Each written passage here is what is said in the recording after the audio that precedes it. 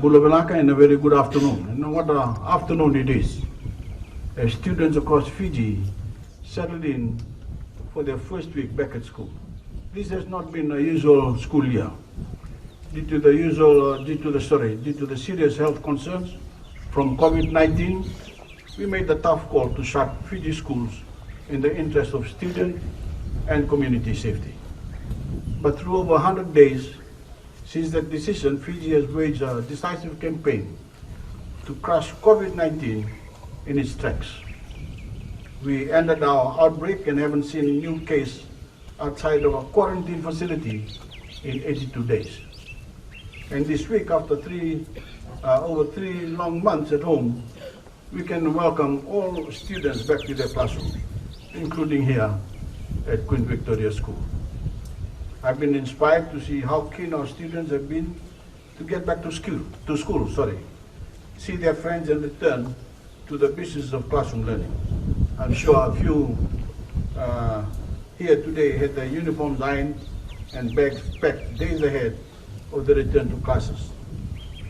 Today we can proudly celebrate your return home to QVS and the opening of your school gymnasium. In 2016, QVS was among the hundreds of Fijian schools devastated by tropical cyclone Winston. This school received an R5 damage rating, the most severe. If you were here during that time, you'll remember why. The roof was ripped off, your main school block and the beautiful campus in front of us today was littered with debris. My government has since invested $8.3 million to strengthen your school buildings and in some cases build entirely new facilities. QVS has since welcomed new teachers' quarters, a new mess hall, and today we're adding a brand new 3-story classroom building to your rapidly modernizing campus with more new classrooms and dormitories soon to be completed.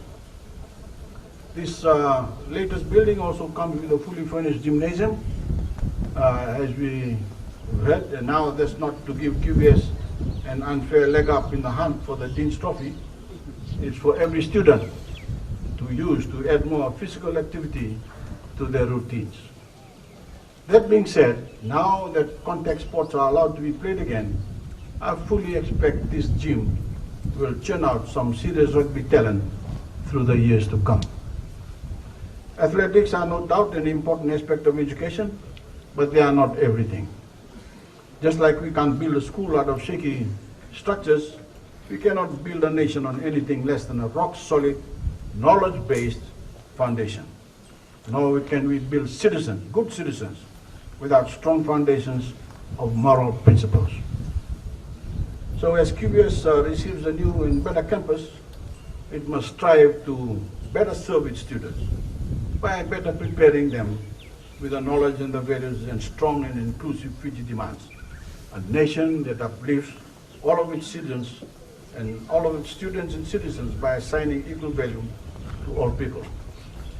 A nation that rewards individuals, not based on who they know or even on where they went to school, but based on merit and on the contribution they are capable of making to society.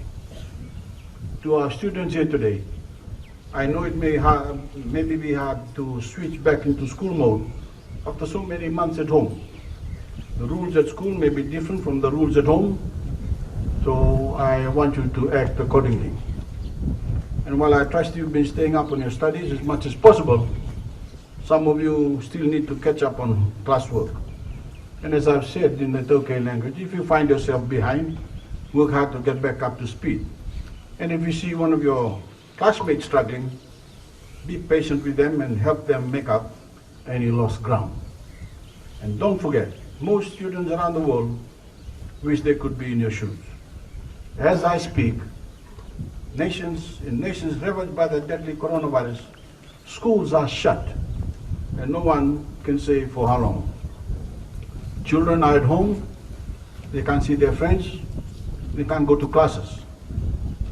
Because Fiji made the right moves at the right time to stop COVID-19, our school can safely reopen. And because of your government's commitment to your education, your parents now don't have to pay any school fees, pay for textbooks, or if they financially qualify, pay for your transportation to school. But do not take those situations for granted. Keep practicing the good habits which are proven to keep us healthy, including washing your hands regularly with soap and water. Being a member of a school community comes with responsibility. Don't think of hand washing as a chore.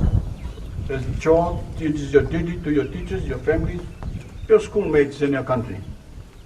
Do it yourselves and demand those same good habits from others around you. I like to end sharing the same message as I said in the Turkey language.